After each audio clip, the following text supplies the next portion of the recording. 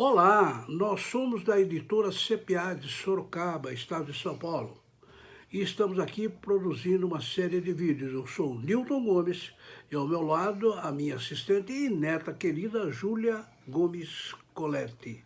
Oi, Júlia, o que nós vamos fazer hoje? Olá pessoal, bem-vindos a mais um vídeo. Essa é a série de vídeos onde estamos analisando o pacote tributário que o governo federal pretende enviar ao Congresso Nacional após as eleições. Bem, é bom lembrar que anteriormente nós já produzimos 4 vídeos, todos já estão disponíveis no nosso blog, e são Simples Nacional, alterações, reformulação do RPJ e da contribuição social sobre o lucro líquido, a tributação de lucros distribuídos, e nós falamos também a respeito da revisão que a Receita está querendo da tributação das aplicações no mercado financeiro. Bom, devido à complexidade desse tema, a gente vai dividi-lo em 2 vídeos. Ou seja, esse é o primeiro e temos mais um onde a gente vai falar dele também. Muito bem, nós vamos conversar a respeito da unificação do PIS e da COFINS. Neste vídeo será a primeira parte, vamos falar alguns aspectos importantes e depois teremos o segundo. Eu só queria lembrar o seguinte, o PIS é o Programa de Integração Social. Foi criado há muito tempo, né, e há muito tempo vem sendo cobrado, mas tem muitas alterações, muita confusão anda acontecendo. E também a COFINS, né, que é a contribuição para o financiamento da Seguridade Social. Essas duas contribuições sociais, ao longo do tempo, elas foram se tornando muito parecidas, né, e complexas, né? Então a complexidade que nós tínhamos no PIS, por exemplo, acabou se reproduzindo também na COFINS, né? E virou aí uma colcha de retalhos. Então o sonho de todo mundo é que o PIS seja unificado com a COFINS, porque daí tudo vai ficar muito mais fácil. Então, vamos dar uma olhada primeiro na origem de cada uma dessas duas contribuições, para depois nós falarmos a respeito do que o governo federal está pretendendo agora. Então vamos lá, Júlia. Bom, primeiramente, o PIS foi instituído pela Lei Complementar 7 de 70 e o PASEP pela Lei Complementar 8 de 70. Posteriormente, essas duas contribuições foram unificadas em PIS-PASEP, e é importante registrar que o artigo 239 da Constituição Federal de 88 destina a arrecadação dessas contribuições para o seguro-desemprego e o abono salarial. Muito bem, então o PIS, ele paga aí o seguro-desemprego e ele mantém o abono salarial. Então, pelo que nós estamos lembrando aqui, o artigo 239 da Constituição dá essa destinação específica. Bom, vamos conversar alguns detalhes, mais alguns detalhes muito importantes a respeito do PIS-PASEP. Ele pode ser cumulativo, com a alíquota de 0,65% pela Lei 9.718 de 88, ou não cumulativo com alíquota de 1,65% pela 10.637 de 2002, incidindo sobre o faturamento, a folha de salários e a importação. Muito bem, então o PIS, como nós sabemos, ele pode ser cumulativo, como ele pode ser não cumulativo. Desde que ele foi criado, ele era cumulativo. Cumulativo é aquele que é cobrado, não tem direito a crédito, não tem nada, né? Desde aquela época foi tal. Mas não chegou num determinado momento, foi introduzido o sistema de não cumulatividade. Então ficou uma parte na cumulatividade e outra parte na não cumulatividade para recolher o PIS, né? Como nós sabemos, as empresas do lucro real, que são as maiores, elas estão sujeitas ao PIS não cumulativo, que é da Lei 10.637. Enquanto que as demais empresas, né, lucro presumido, empresa do Simples, nós temos o PIS cumulativo, que está previsto aí na Lei 9.718. Muito bem, então esses são, logicamente, os detalhes bem genéricos a respeito do PIS e do PASEP que nós estamos recordando. Vamos falar um pouquinho a respeito da COFINS, né, Julia? Ela foi instituída pela Lei Complementar 70 de 1991, podendo ser cumulativa com alíquota de 3%, segundo a Lei 9.718 de 88, ou não cumulativa com a alíquota de 7,6% pela 10.833 de 2003, incidindo sobre o faturamento e a importação. A não cumulatividade dá direito a créditos. Muito bem, então a COFINS, bom, quem é mais antigo, né, os meus cabelos brancos demonstram que eu sou bastante antigo, se lembra que a COFINS substituiu aquele FIN social, né? Nós tínhamos o FIN social que acabou sendo declarado inconstitucional e aí foi substituído pela COFINS, isso na Lei 70 de 1991. A COFINS, tal qual o PIS, ela tem dois sistemas, duas modalidades. Ela pode ser cumulativo, né? E a alíquota é de 3%, ou não cumulativo, que a alíquota é de 7,6%.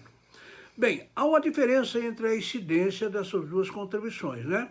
O PIS incide sobre o faturamento e importação, enquanto que a COFINS incide sobre o faturamento e a importação.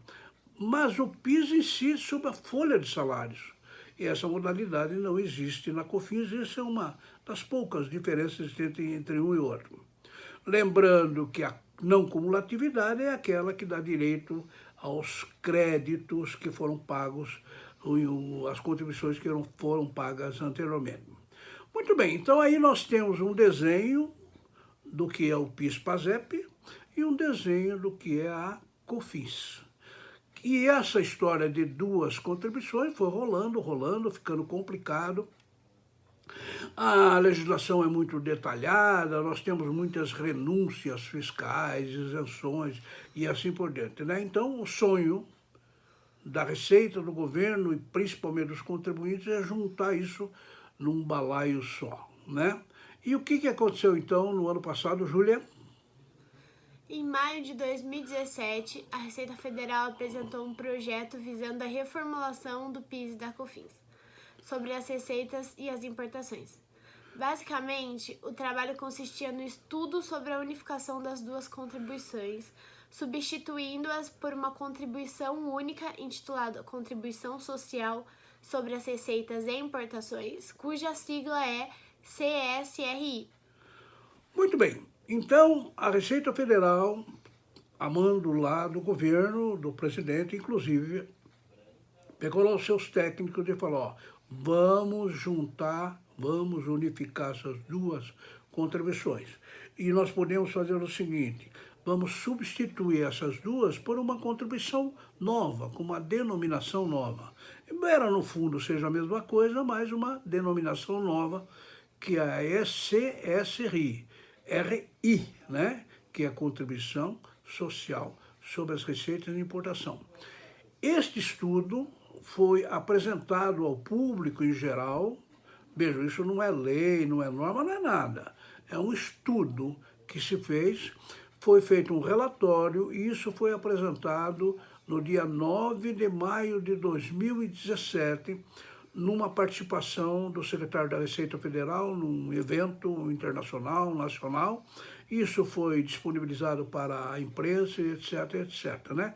Então, esta ideia da unificação do PIS e da COFINS, que não é nova, ela se formalizou no mês de maio de 2017.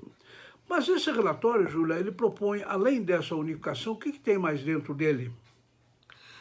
Ele propõe que a CSRI não seja não cumulativa e aplicável a todas as pessoas jurídicas, que atualmente a não cumulatividade somente é aplicável às empresas do lucro real.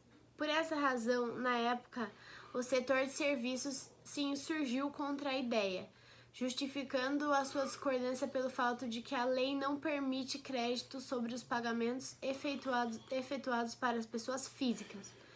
exatamente o insumo mais importante para as empresas que se dedicam à prestação de serviços.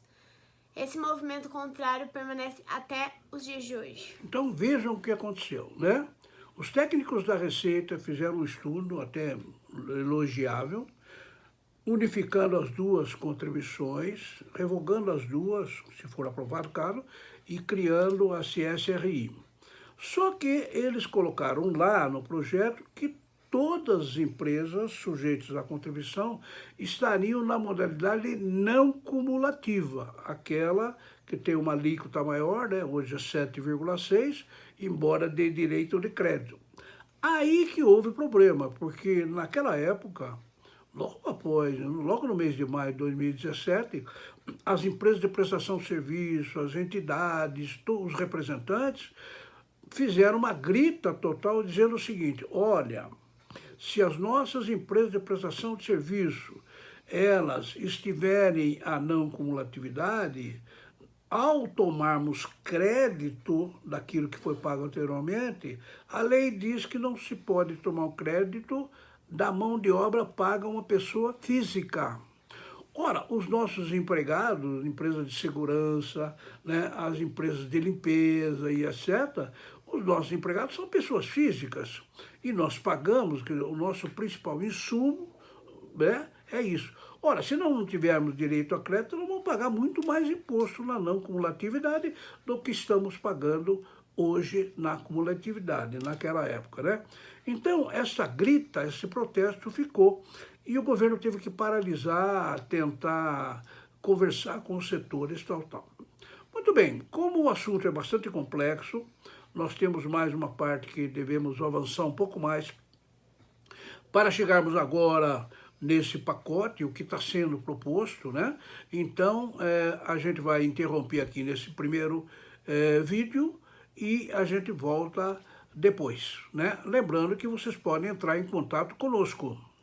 Isso, o site da nossa editora, a CPA, é netcpa.com.br.